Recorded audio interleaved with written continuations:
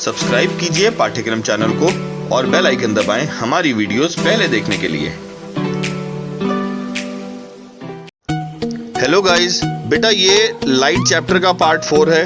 Part 1 से 3 के links नीचे डिस्क्रिप्शन में दिए हुए हैं और आपको वीडियो के एंड में भी मिल जाएंगे। प्लीज आप अपने डाउट्स मुझसे मेरे व्हाट्सएप नंबर पे या मेरे इंस्टाग्राम आईडी पे पूछ सकते हैं। मैं सभी के आंसर देने की पूरी कोशिश करूंगा। Hello guys, how are you? कैसे हैं आप सब?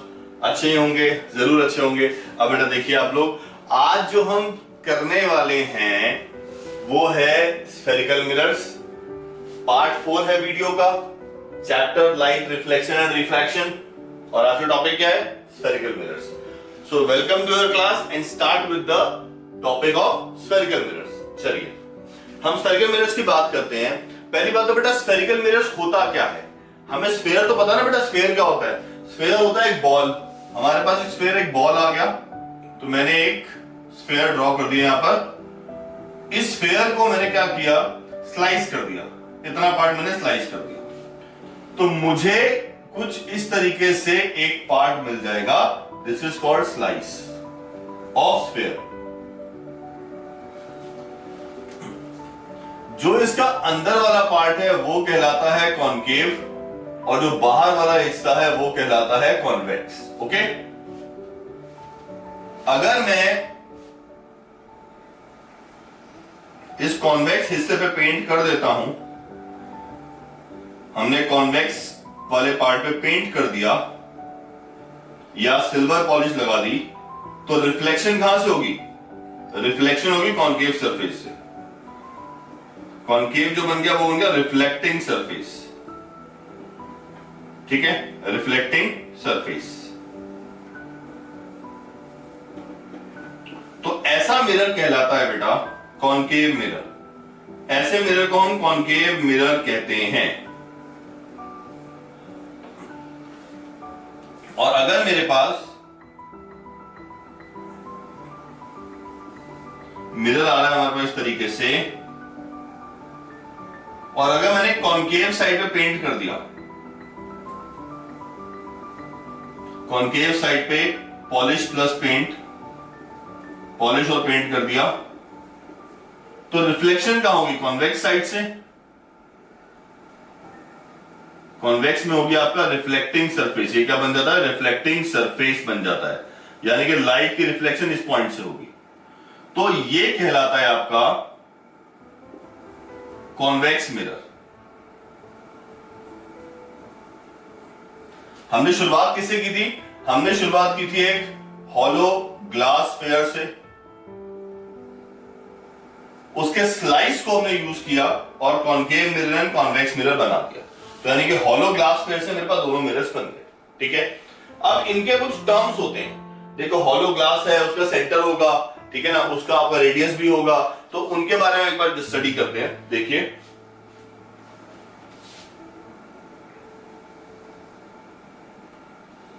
मैंने एक,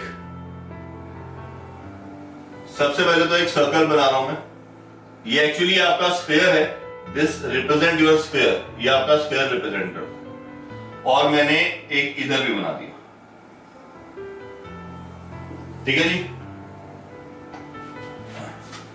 हाँ गोली बना है। अब देखो जरा मैंने क्या किया बेटा, इसके इतने पार्ट को स्लाइस कर दिया, तो बाकी पार्ट तो गायब हो गया। बाकी पार्ट को मैं डॉटेड फॉर्म में रिप्रेजेंट करता हूं। सिमिलरली यहां पर भी मैंने इतना हिस्सा ले लिया इसका, और बाकी पार्ट को मैं डॉटेड फॉर्म में रिप्रेजेंट करता हूं। ठीक है, तो बेटा जी ये मेरे पास जो बन गया, ये मेरे पास बन गया मिरर। ठीक है, ये हमारे पास कॉनकेव मिरर के लिए सरफेस आ गया, और इधर हमारे पास कॉन्वेक्स मिरर के लिए सरफेस आ जाता है।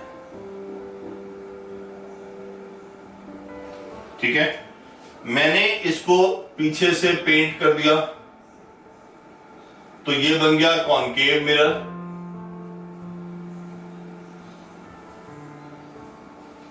और ये बन जाता है मेरे पास कॉन्वेक्स मिरर।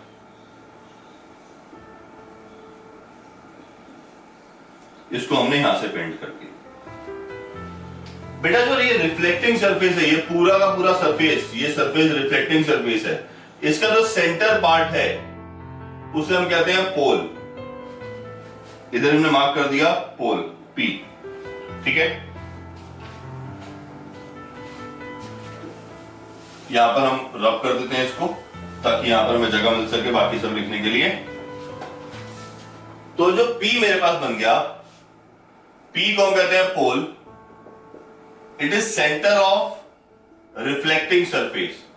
ये रिफ्लेक्टिंग सरफेस का सेंटर है, ठीक है जी। किसका सेंटर? रिफ्लेक्टिंग सरफेस का सेंटर है।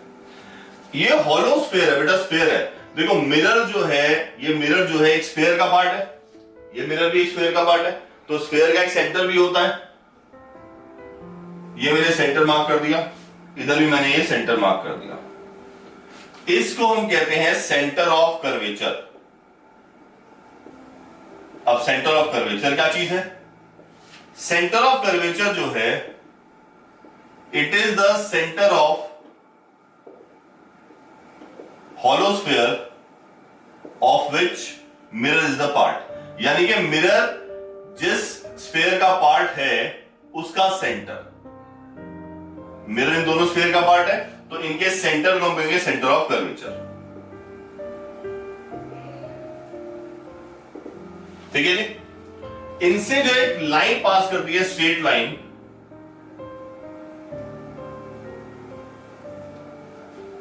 इसको मैं एक्स वाई मार्क कर रहा हूं, यहां भी स्ट्रेट लाइन पास करेगी एक्स वाई। इस एक्स वाई को हम कहते हैं principal axis. This is called as principal axis, ठीक है। यह हमारे पास है प्रिंसिपल एक्सिस।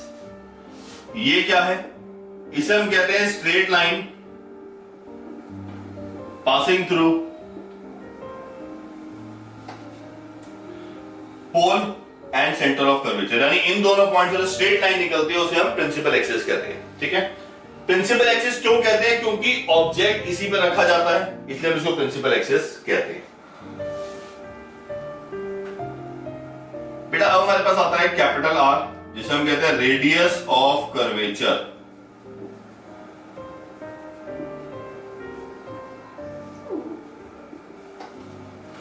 बेटा स्फीयर है, इससे वो रेडियस रहा होगा, ये रेडियस है, ये मैं रेडियस मार्क कर रहा हूं। तो जो रेडियस है हमारे पास, radius of hollow sphere of which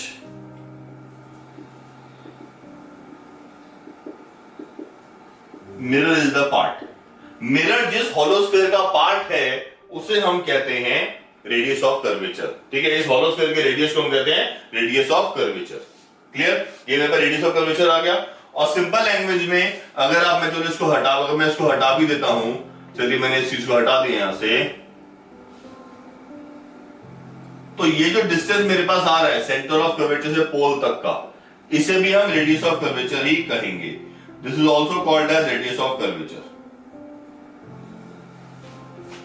तो रेडियस ऑफ कर्वेचर जो है किसके इक्वल होता है? ये जो है मेरे पास PC के इक्वल है, ठीक है जी। तो पहला पॉइंट, दूसरा, तीसरा और चौथा, हमने 4 पॉइंट इसके बारे में डिस्कस किए। बेटा अब जो मेरे पास ये मिरर है, ये मिरर मेरे पास आ रहा है, इस मिरर का एक डायमीटर भी होता है। मिरर के डायमीटर की बात कर रहा हूं मैं, इस डायमीटर की बात कर रहा हूं, AB कहते हैं इसको। ये डायमीटर ऑफ मिरर है AB, और इसको हम कहते हैं aperture of mirror. Aperture of mirror को हम लेंथ ऑफ मिरर भी कह सकते हैं, या इसके अलावा डायमीटर ऑफ मिरर। बेटा यहां पर बच्चे पूछते हैं, आप लोग पूछेंगे मेरे से कि सर ये डायमीटर क्या इस स्फीयर का डायमीटर है? Answer is no. ये जो डायमीटर है बेटा, इस स्फीयर का डायमीटर नहीं है, इस स्फीयर का डायमीटर नहीं है, ठीक है।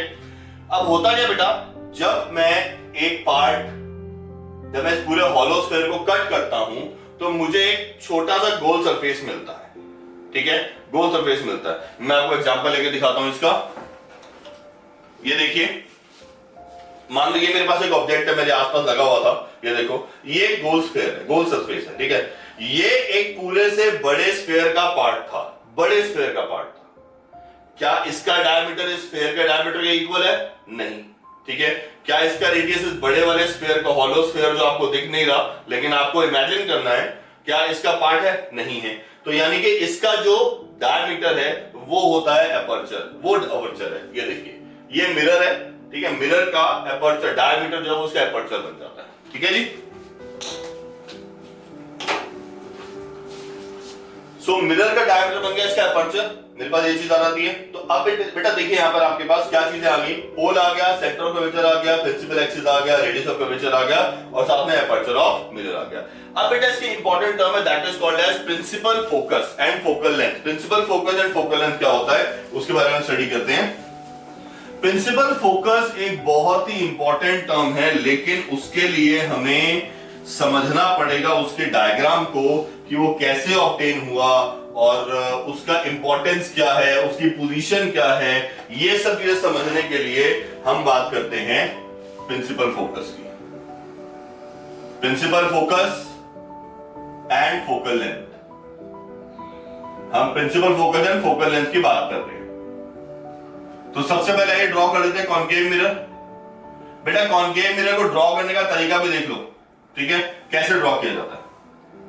पहले एक स्ट्रेट लाइन ड्रॉ करो, डी तो हर एक के पास होगी ना, डी तो है ना, डी से 0 centimetre, 2.5 centimetre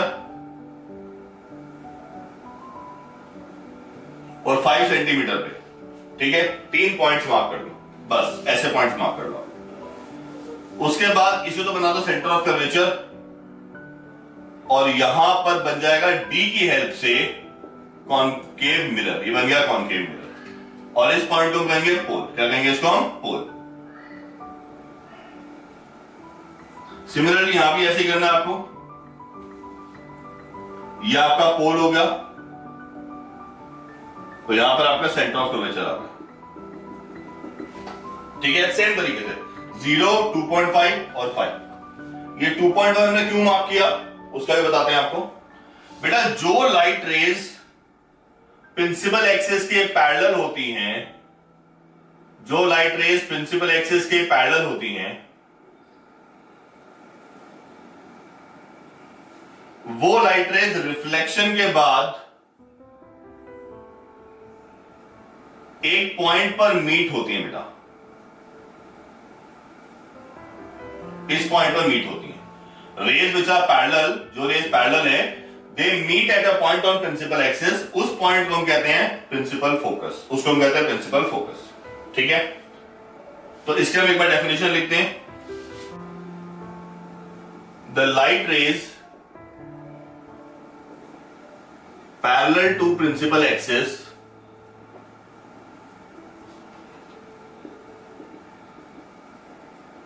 converge after reflection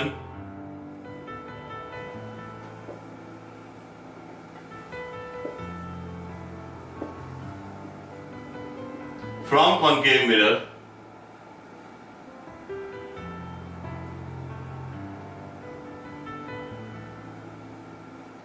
these rays intersect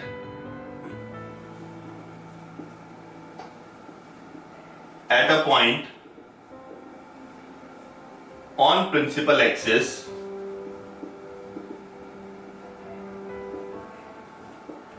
that point is principal focus।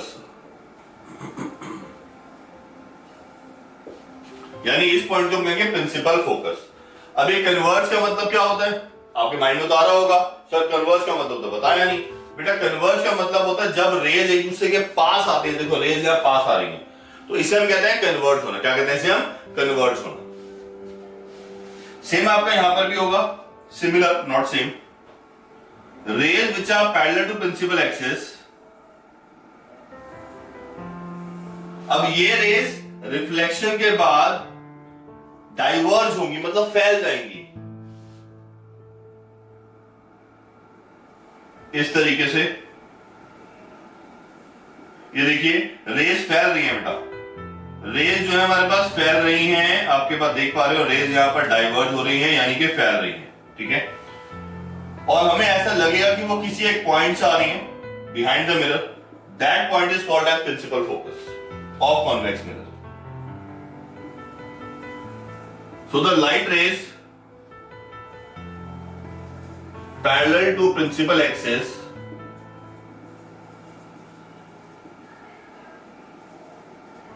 diverge after reflection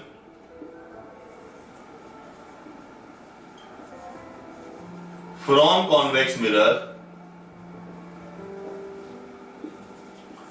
and appear to be coming from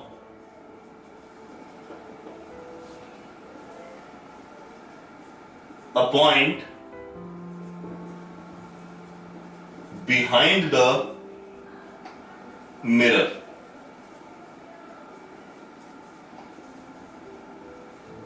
That point is principal focus. उस पॉइंट को हम प्रिंसिपल फोकस कहते हैं। यानी कि ये point मेरे पास क्या बन गया, प्रिंसिपल फोकस। थोड़ा सा डायग्राम टेढ़ा बना है बट एडजस्ट कर लेना यार, ठीक है। तो यहां पर आपके पास आ रहा है इसके अंदर पॉइंट, इसमें आता है प्रिंसिपल फोकस। अब बेटा ये जो पॉइंट है यहां पर रेज एक्चुअली मीट कर रही है, तो यहां पर आ जाएगा रियल फोकस, और यहां पर रेज एक्चुअल मीट नहीं कर रही है तो आ जाएगा वर्चुअल फोकस। यानी कि कॉन्वेक्स मिरर का होता है वर्चुअल फोकस और कॉन्केव मिरर का होता है रियल फोकस। ये आपको ध्यान देना है, कॉन्केव मिरर का रियल फोकस, कॉन्वेक्स मिरर का वर्चुअल फोकस। बेटा जो डिस्टेंस है देखो, फोकस से लेकर पोल तक का डिस्टेंस, यहां भी ये पोल से लेकर फोकस तक का डिस्टेंस, इस डिस्टेंस को हम कहते हैं स्मॉल एफ यानी कि फोकल लेंथ। इसे हम क्या कहते हैं, स्मॉल एफ यानी कि फोकल लेंथ। तो हमें लिखना है बेटा स्मॉल एफ के लिए, small F is focal length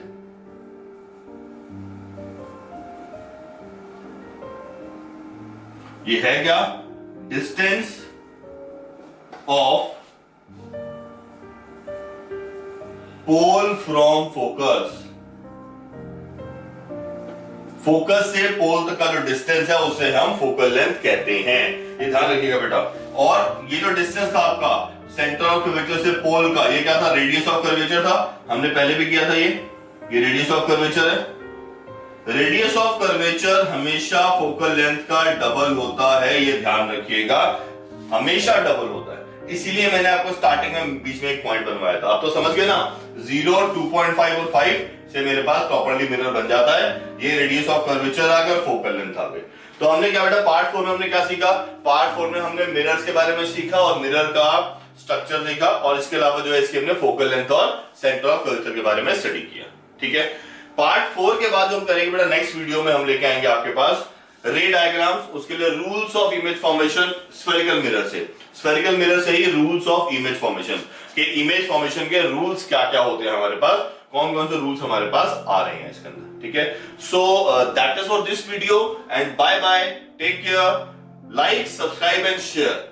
अपने दोस्तों को भी दिखाइएगा, अपने दोस्तों को शेयर कीजिएगा, लाइक कीजिएगा, ठीक है, और सब्सक्राइब करना मत भूलना, और हाँ बेल आइकन जरूर दबा दें। अगर आपको हमारी ये वीडियोस पसंद आई हो so do like and share with your friends, ताकि आपके फ्रेंड्स को भी बेनिफिट हो।